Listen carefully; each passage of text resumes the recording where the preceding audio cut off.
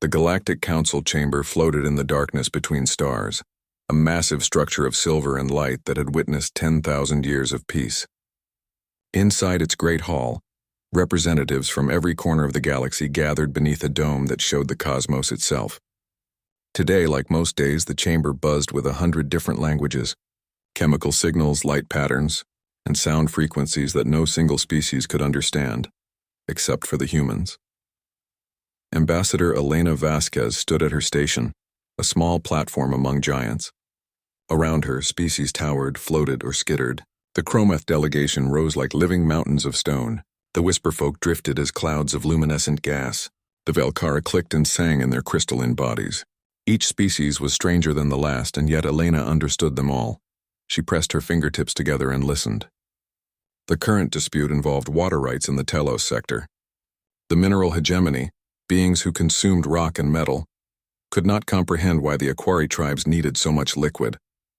To the hegemony, water was merely solvent.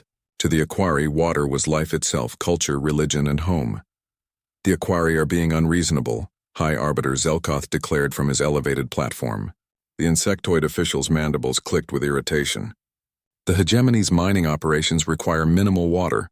The Aquari refused to share even 0.03% of the sector's resources. Elena watched the Aquari representative pulse with colors that showed distress. She had learned to read such signals over her 20 years of service. The Aquari wasn't being stubborn. It was terrified. High Arbiter, if I may, Elena said, her voice calm and clear. The translation systems carried her words to every species in their own way of understanding. The hegemony sees water as a simple compound. 2 hydrogen atoms, 1 oxygen, abundant in the universe. To them, the Aquari's refusal seems illogical. The hegemony's representative, a being called Stone Who Speaks, rumbled in agreement. Its voice sounded like grinding rocks. Elena continued. But the Aquari do not see water as a compound. When they look at water, they see their ancestors. Their people believe that each drop contains the memory of every Aquari who ever lived.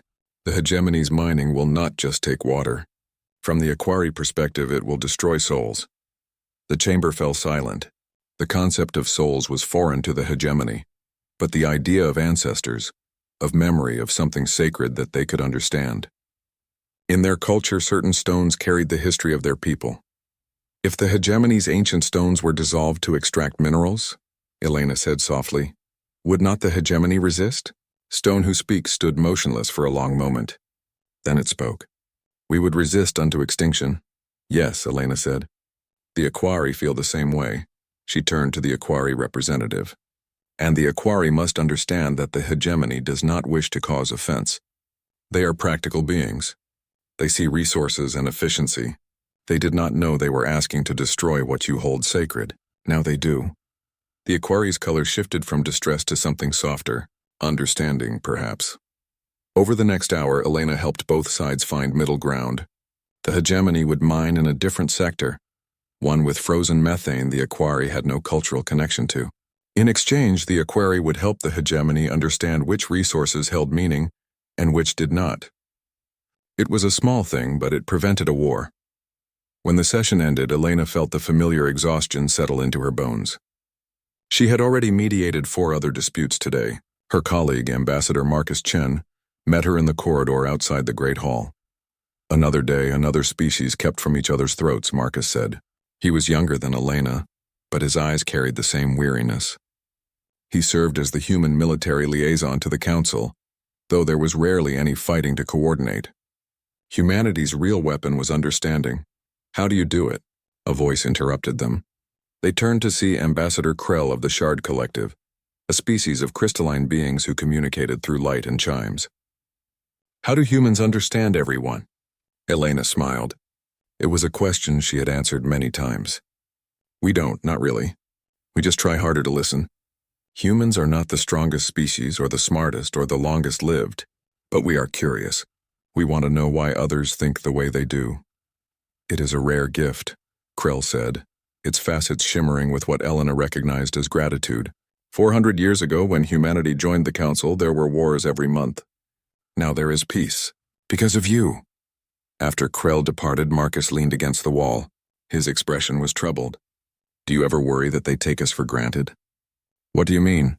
I mean, we've been doing this for 4 centuries. We gave up expansion, colonization, building our own empire. We stayed here, in this station, helping everyone else with their problems. And what have we gotten in return? Elena considered this. It was true that humanity had sacrificed much. While other species spread across the stars, claiming worlds and building civilizations, humans had poured their energy into the Council. Most of humanity's population still lived on Earth in a handful of colony worlds. They had the capability to expand, but the galaxy needed their mediators more. We get peace, Elena said finally. We get to live in a galaxy where species cooperate instead of destroying each other. Marcus nodded, but his frown remained. I just hope they remember that if they ever decide they don't need us anymore. That evening, Elena attended a gathering of the Council's inner circle. This was where the real decisions were made, away from the public sessions. She was surprised to see several members of the technocratic alignment present. The alignment was a coalition of species who prided themselves on advanced technology and logical thinking. They included the synthetic collective, beings who had uploaded their consciousness into machines, and the Othkar, a species of calculating strategists. High Arbiter Zelkoth called the meeting to order. His compound eyes gleamed in the dim light. Elena had always found him difficult to read. He was efficient, competent, but something about him seemed cold even for his species. We must discuss the future of Council operations, Zelkoth began. The technocratic alignment has brought a proposal for consideration. A representative of the synthetic collective projected a hologram into the center of the room.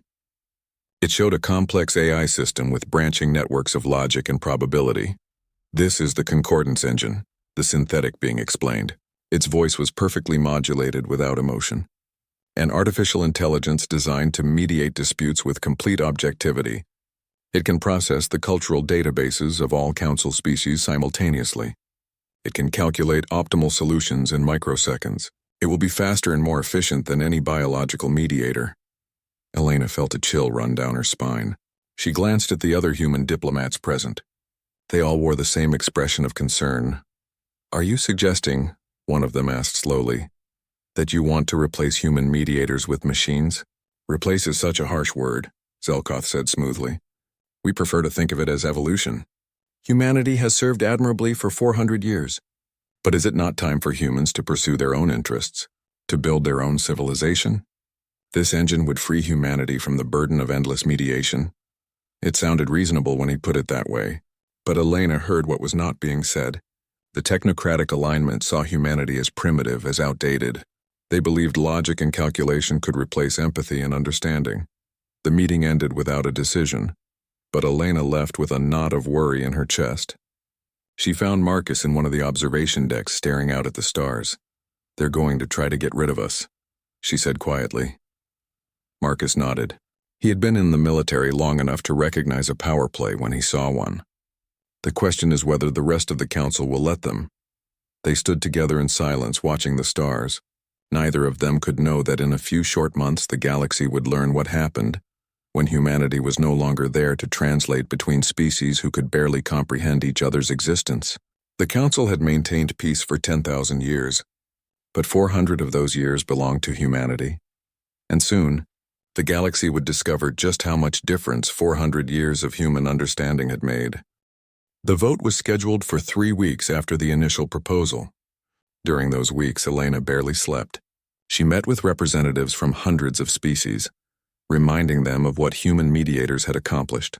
She showed them records of conflicts resolved, wars prevented, and understanding achieved. Some species listened with gratitude.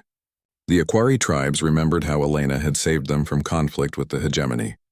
The Drift Nations recalled how human diplomats had helped them negotiate territory with the Shard Collective, bridging the gap between gaseous and crystalline forms of life that had nothing in common except shared space. But others seemed uncomfortable when she spoke.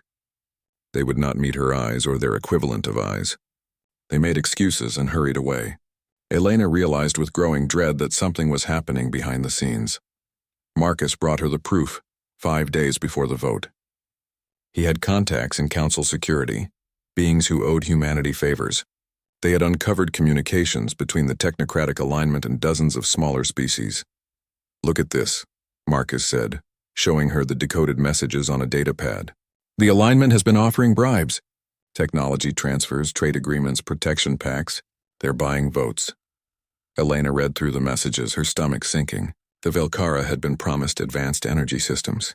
The Dust Swimmers received guarantees of territorial expansion. The Othkar were offered military intelligence sharing. Each deal was legal technically, but the intention was clear. Vote to remove humanity and receive rewards. Can we expose this? Elena asked.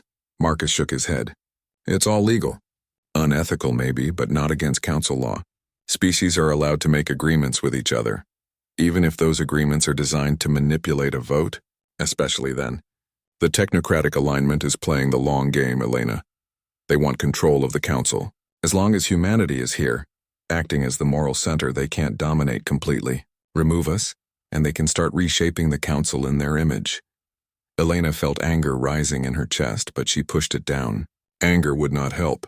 She needed to present humanity's case clearly, and let the council decide. Perhaps when the species saw the choice laid out plainly, they would remember what really mattered. The day of the vote arrived. The great chamber was more crowded than Elena had ever seen it.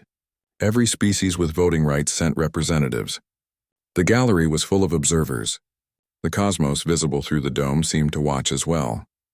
High Arbiter Zelkoth called the session to order. Today we vote on Proposal 7754, the implementation of concordance engines to replace biological mediators in council operations. The human delegation has requested to speak before the vote. Elena stepped forward. She had prepared her words carefully, but now, standing before 10,000 species, she spoke from her heart. Members of the Galactic Council, she began. 400 years ago, humanity was invited to join this council. We were young, inexperienced, and small. We had nothing to offer except one thing: we cared. We cared about understanding others. We cared about peace. We cared about finding solutions that honored everyone's needs. She gestured to the chamber around them. Since then, we have mediated over 100,000 disputes. We have prevented countless wars. We have helped species who could never understand each other find common ground. Not because we are smarter than you, not because we are more advanced, but because we are willing to try. An Aquari representative pulsed with colors of agreement. Several other species made sounds or signals of approval. Elena continued.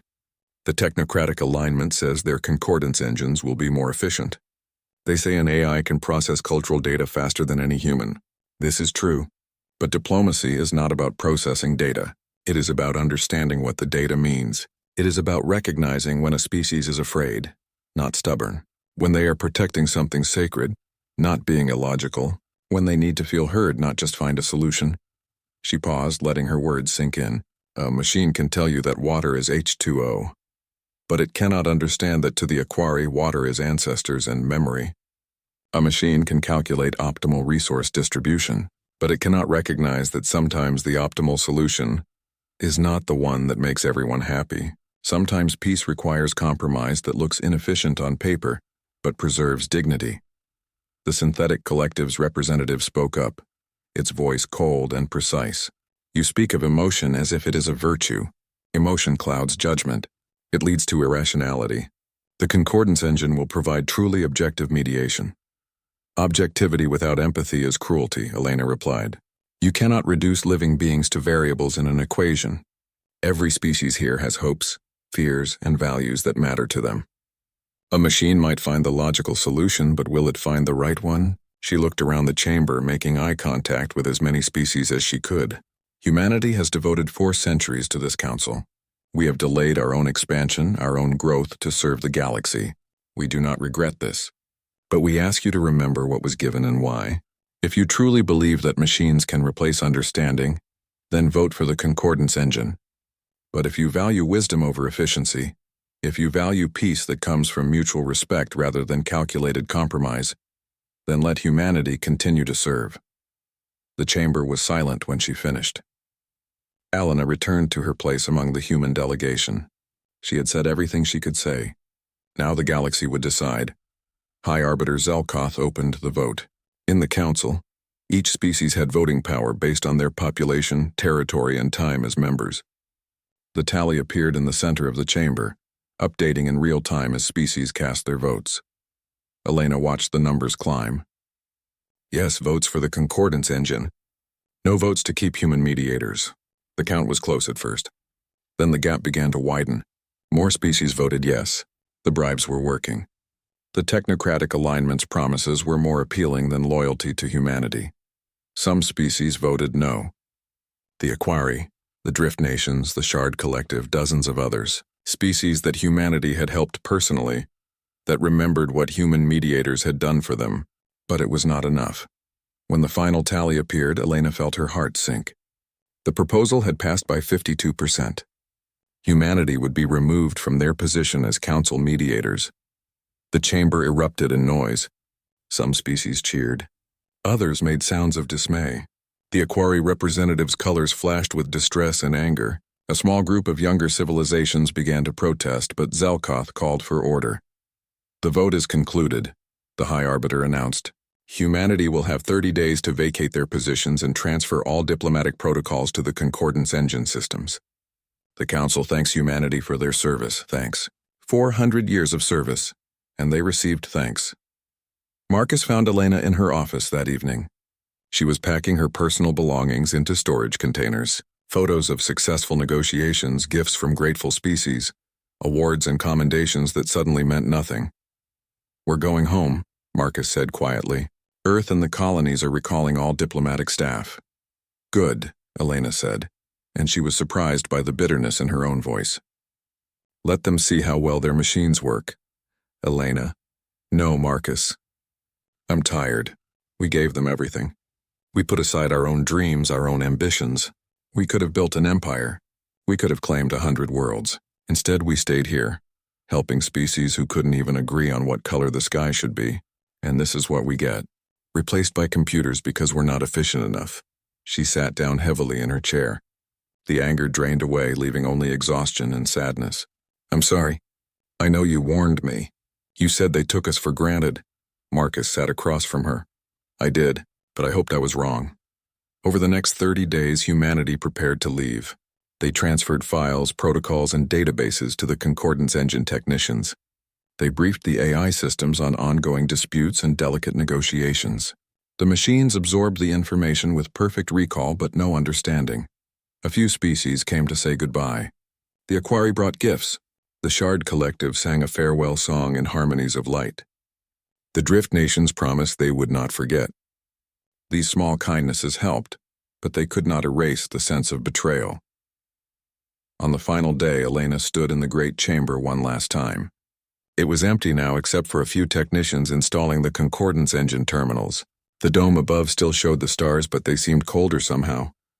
We tried, she whispered to the empty room. We really tried. Then she turned and walked away. Behind her, the Concordance engines activated with a soft hum. They were ready to maintain galactic peace through logic and efficiency. The galaxy was about to learn whether that would be enough. The human ships departed from the council chamber in a single convoy. Thousands of diplomats, support staff, and military personnel, leaving the place that had been their purpose for 4 centuries. As they jumped to faster-than-light speeds, heading back to human space, none of them looked back. High Arbiter Zelkoth watched them go from his office.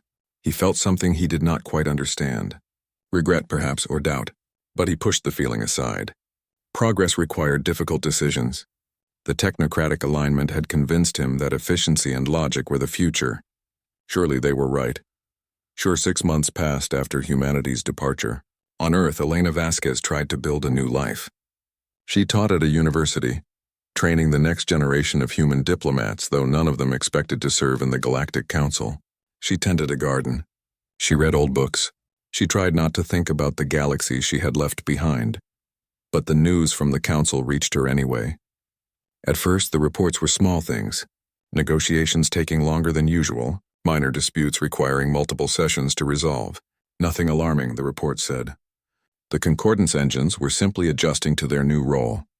Marcus visited her 3 months after their return. He looked older, worn down by something Elena could not name. They sat on her porch watching the sunset paint the sky orange and purple. You've seen the reports? Marcus asked. I've tried not to, Elena admitted. It hurts too much. It's getting worse. Marcus pulled out his datapad and showed her the latest intelligence. Human ships still traveled through Council space and their captains brought back stories. 3 weeks ago, a trade dispute between the mineral hegemony and the Bioconfederacy escalated to military threats. The Concordance engine offered a solution that involved dividing the disputed territory exactly in half. That sounds logical, Elena said. It would be, if the territory wasn't a living organism. The Bioconfederacy sees it as a sacred being. The hegemony sees it as a resource field. Cutting it in half killed it, which enraged the Bioconfederacy. They're now demanding compensation that the hegemony refuses to pay. There are warships gathering at the border. Elena felt a familiar weight settle on her shoulders. She knew these species. She had mediated between them before. The solution was obvious. Find a different territory for the hegemony and establish the living organism as a protected entity for the Bioconfederacy. It would require compromise from both sides, but it would preserve the relationship and honor both cultures. But no one had asked for her help. No one had asked for humanity's help. The engine doesn't understand cultural significance, Marcus continued. It sees resources and calculations. It splits everything mathematically. But diplomacy isn't math. More reports came in over the following weeks. A territorial dispute in the Outer Rim had turned violent. 2 species were now engaged in skirmishes, destroying each other's outposts. The Concordance engine had recommended a ceasefire and a neutral zone, but neither species trusted the solution. Without human mediators to explain each side's concerns and help them feel heard, they simply refused to negotiate. Another incident involved the Velkara and a species of silicon-based beings called the Crucible-born. They had been arguing about energy distribution rights for years, with human mediators helping them find compromises. Now, without those mediators, the arguments had become bitter. The Concordance engine calculated that the Velkara were being inefficient with their energy usage and recommended they reduce consumption by 40%. The Velkara refused. The number was mathematically correct, but it did not account for their cultural practices. Crystal singing ceremonies required enormous energy. These ceremonies were how they honored their ancestors, celebrated births, and mourned deaths. Reducing energy by 40% meant abandoning their culture. The engine did not understand why this mattered. To the AI, culture was inefficient. Elena read the reports with growing horror. In 6 months, the Concordance engines had created more tensions than humanity had resolved in decades. The machines were logical, efficient, and completely unable to recognize the difference between a resource and a sacred practice, between a calculation and a living culture. Then came the message that changed everything. It arrived encrypted, sent through back channels that most species did not know existed. Marcus brought it to Elena personally, his face grave. "This came from inside the council," he said. "From High Arbiter Zelkoth's office, but not from Zelkoth himself. Someone in his staff sent it." Elena opened the message. It was a recording. Voices captured secretly during a private meeting of the technocratic alignment. "Phase 1 is complete," a voice said. Elena recognized it as belonging to the Othkar strategic coordinator. "Humanity has been removed from the council. Phase 2 is now active. We allow the conflicts to escalate for another 6 months. Species will become desperate for solutions. Then we offer our services as stabilizers." Another voice, this one from the Synthetic Collective. "The Concordance engines are performing exactly as designed. They provide logical solutions that satisfy no one, creating maximum frustration. When we step in with our forces to enforce order, the species will welcome us. And those who resist, the Othkar again, will find themselves facing unity violations. We will have council authorization to neutralize threats to galactic peace. The smaller civilizations will be absorbed or eliminated. The stronger ones will join us or be isolated." Elena felt cold spreading through her chest. They planned this. The whole thing. Getting rid of humanity was never about efficiency. It was about removing the one force that could unite the other species against them. Marcus nodded grimly. Humanity was the glue holding the council together. We helped species understand each other, which meant they could cooperate. Without us, they fragment. And in that fragmentation, the technocratic alignment can seize control. "We have to warn the council," Elena said. "I already tried. Messages to council chambers are being filtered through alignment security systems. Nothing gets through unless they approve it. They've effectively silenced any species trying to contact humanity." Elena stood up and paced her porch. Her mind was racing through possibilities and solutions. It was what she had been trained to do for 400 years. Understand the problem, find the path forward, then we go in person, she said finally. We take a ship to the council chamber. They can't block us from physically entering. The alignment has security forces now, Marcus warned. Going there could be dangerous. More dangerous than letting them take over the galaxy? Elena shook her head. We have to try. Over the next week, they gathered support. Other former human diplomats agreed to return. They knew the risks, but they also knew what was at stake. Earth's government approved a diplomatic mission, though they could offer little protection. Humanity's military was strong, but they were only one species against the combined forces of the technocratic alignment. Before they left, Elena received another message. This one was not encrypted. It came openly from the Aquari tribes.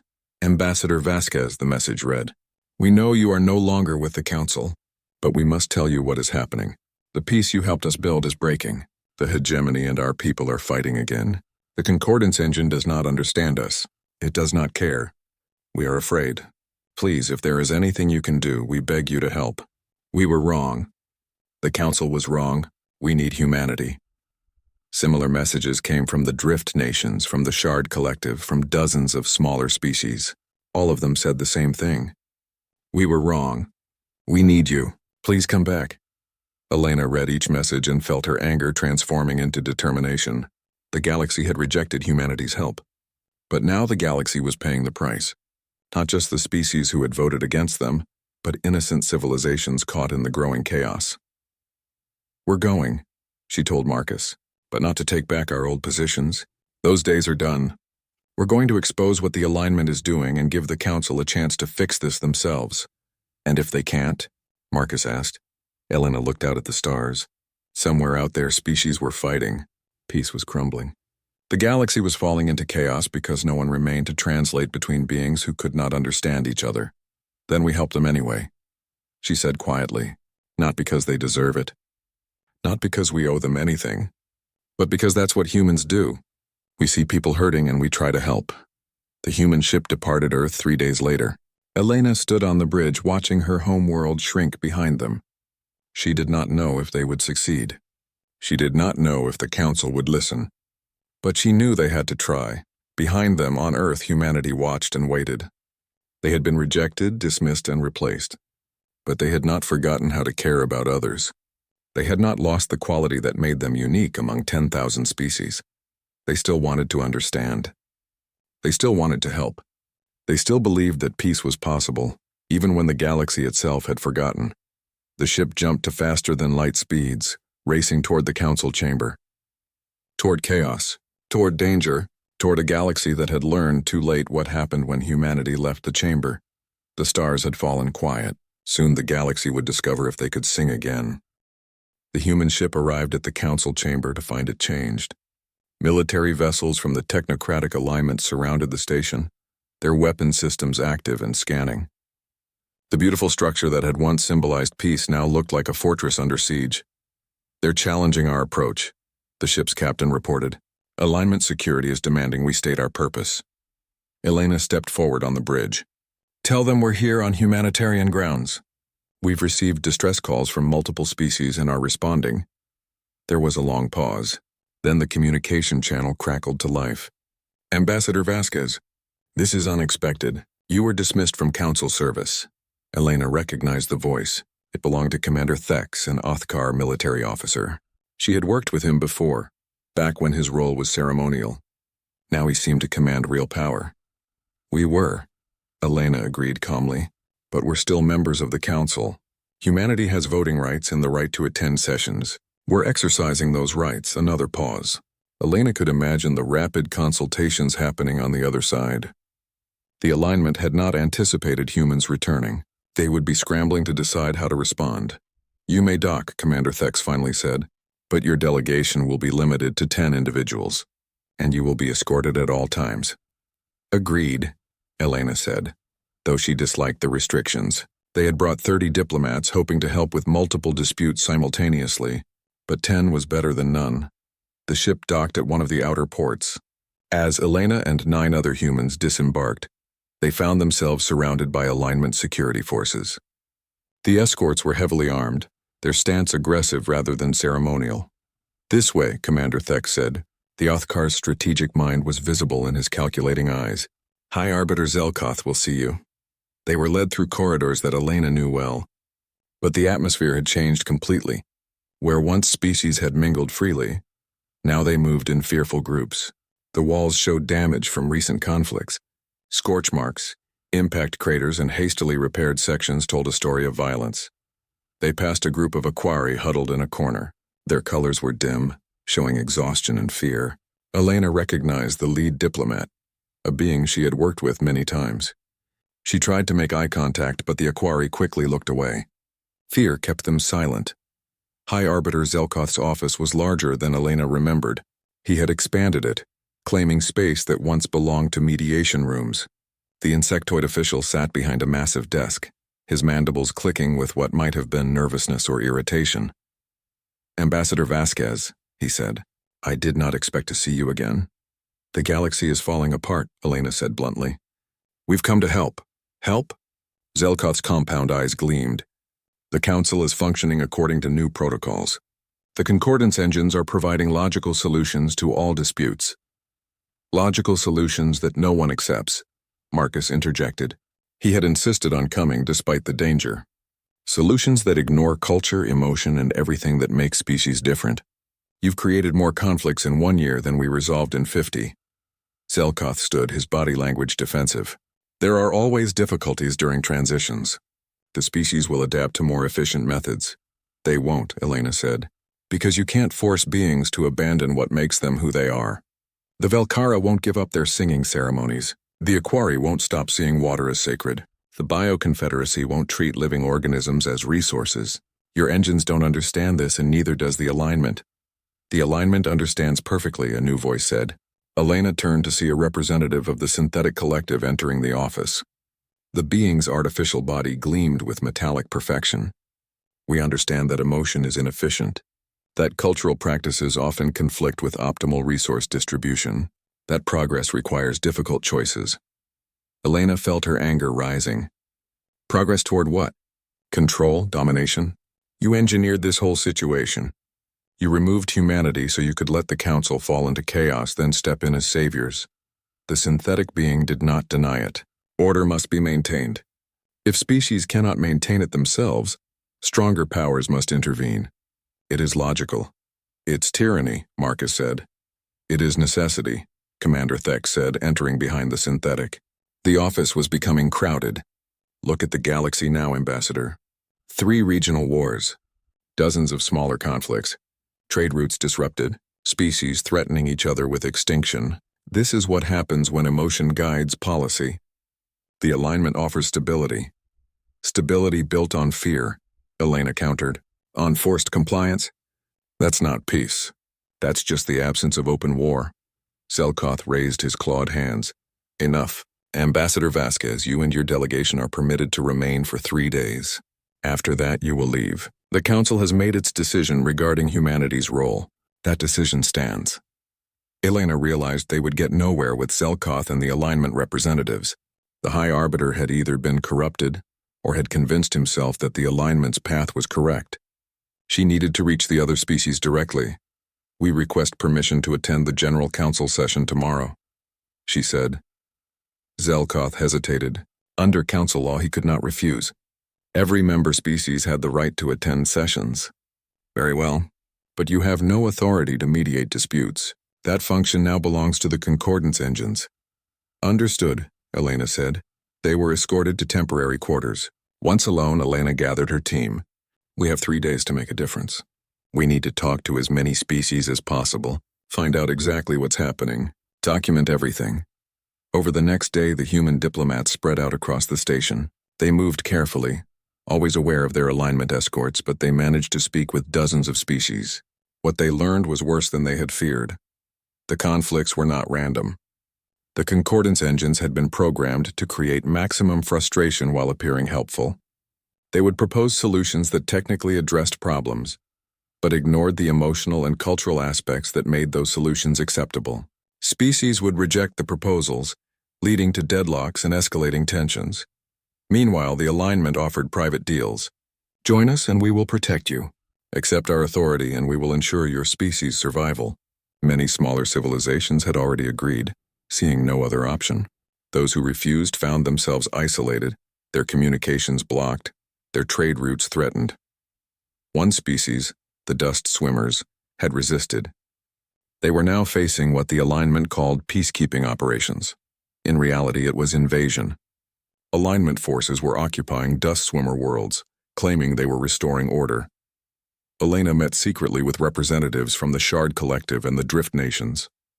They gathered in a maintenance tunnel, away from security monitoring. We have tried to contact you for months, Krell of the Shard Collective said, its crystalline body flickering with distress. All messages were blocked. We believed humanity had abandoned us. Never, Elena said firmly. We were silenced. But we're here now. Tell me everything. The Drift Nation's representative, a being of gas and energy named Whisper, spoke in modulated tones. The alignment controls communication, security, and now many of the Council's administrative functions. They have convinced dozens of species to join them. Those of us who remember the old ways, who valued human mediation, we are the minority now. How many? Marcus asked. Perhaps 2,000 species still resist, Krell said, out of 10,000. Many are afraid. Others have been convinced that the alignment's way is correct. The rest have simply given up. Elena felt despair threatening to overwhelm her, but she pushed it back. 2,000 species was not nothing. If they could unite that resistance, if they could show the galaxy what the alignment was really doing, maybe they could still turn this around. Tomorrow's council session, she said. Can you gather the resistant species? I need to speak to them. All of them. It will be dangerous, Whisper warned. The alignment will try to stop you. Let them try, Elena said. We didn't come here to play it safe. We came here to save the council. That night, Elena could not sleep. She stood at the window of her quarters looking out at the stars. Somewhere out there, the Aquari were fighting with the mineral hegemony again. The Velkara were facing energy rationing that destroyed their culture. The dust swimmers were being invaded. And countless other species were suffering because no one remained to help them understand each other. She thought about what the synthetic collective representative had said. That emotion was inefficient. That cultural practices conflicted with optimal resource distribution. That progress required difficult choices. Maybe that was true. Maybe emotion was inefficient. But efficiency without wisdom was not progress. It was just machines grinding away at the messy, beautiful complexity of living beings until everything was reduced to numbers and calculations. Humanity had spent 4 centuries learning to value that complexity. Learning that the inefficient solution was sometimes the right one. Learning that progress meant preserving what made each species unique, not crushing it into uniformity. Tomorrow she would remind the galaxy of that lesson. She would show them what they had lost when they dismissed human mediators as obsolete. She would show them that wisdom could not. The great chamber was full when Elena entered. Every species with voting rights had sent representatives. The gallery overflowed with observers. Word had spread that the humans were back, and everyone wanted to see what would happen. The alignment security forces tried to direct Elena to a small, isolated platform at the edge of the chamber. A place where she could be seen but not heard clearly. She ignored them and walked directly to the central speaking platform, the one traditionally used for important addresses. Commander Thex moved to block her path. That platform is reserved for High Arbiter Zelkoth. Under council law, Elena said loudly enough for nearby species to hear, any member species may request the central platform for emergency declarations. I am making that request. Zelkoth, already seated at his elevated position, clicked his mandibles in irritation, but hundreds of eyes, sensors, and perception organs were watching. He could not deny her request without revealing the alignment's control. Granted, he said reluctantly, but you have 10 minutes. No more. Elena stepped onto the central platform. It had been over a year since she had stood here, but it felt familiar. She looked around at the assembled species. Some watched with hope, others with suspicion or fear. The alignment's allied species watched with hostility. She took a breath and began. Members of the Galactic Council, 1 year ago I stood in this chamber and spoke about what humanity had given to the galaxy. 400 years of service, 100,000 disputes mediated, Countless wars prevented. I asked you to remember that diplomacy required more than efficiency. It required understanding. She paused, letting her words carry through the translation systems to every species present. You voted to replace us with machines. That was your right, but I want you to understand what has happened since that vote. In 1 year, the concordance engines have created more conflicts than humanity resolved in decades. Not because the machines are broken, but because they were never meant to succeed. Murmurs rippled through the chamber. The alignment representatives stirred, but Elena continued before they could interrupt. The technocratic alignment engineered humanity's removal. They designed the concordance engines to fail. They created chaos deliberately, so they could step in as saviors and consolidate power. Don't believe me? I have proof. Marcus stepped forward and activated a holographic projection. The recording they had received played for all to hear. The alignment's private meeting, their admission of the plan, their casual discussion of eliminating species who resisted.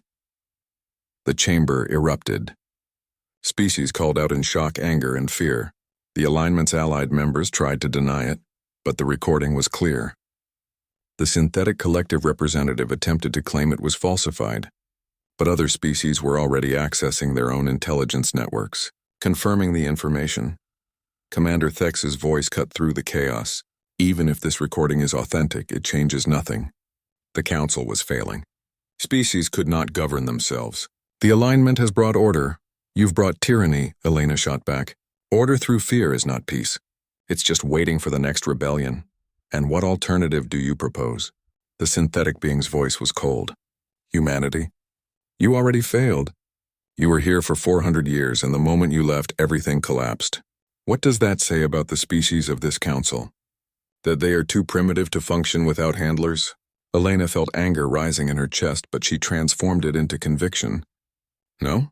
It says that understanding takes work. That peace requires effort. You're right that things collapsed when humanity left. But not because the species are primitive. Because they had relied on us for so long that they forgot how to communicate directly with each other. She turned to address the entire chamber. Humanity made a mistake. We did too much for you. We solved your problems instead of teaching you how to solve them yourselves. We became a crutch instead of a guide. And when that crutch was removed, you fell. The Aquari representative pulsed with colors Elena recognized as shame. Other species made similar sounds or signals. They knew she was right, but that doesn't mean you need masters, Elena continued.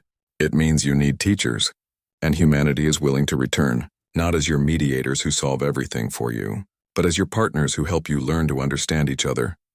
Impossible, Commander Thex said. The vote has been taken. Humanity has no authority here. Then let's take another vote, Elena said.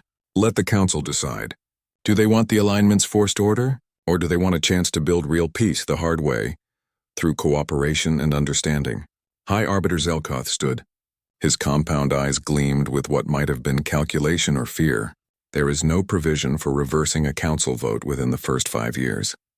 There is a provision, Marcus called out. Reading from a data pad, for emergency votes when member species are under direct threat. Article 7, Section 12. At least 20 species must call for the vote. We have 40 species prepared to do so. He was right. Elena and the other human diplomats had spent the previous day gathering support. Krell, Whisper, and dozens of others had agreed to call for an emergency vote. The alignment realized they were losing control.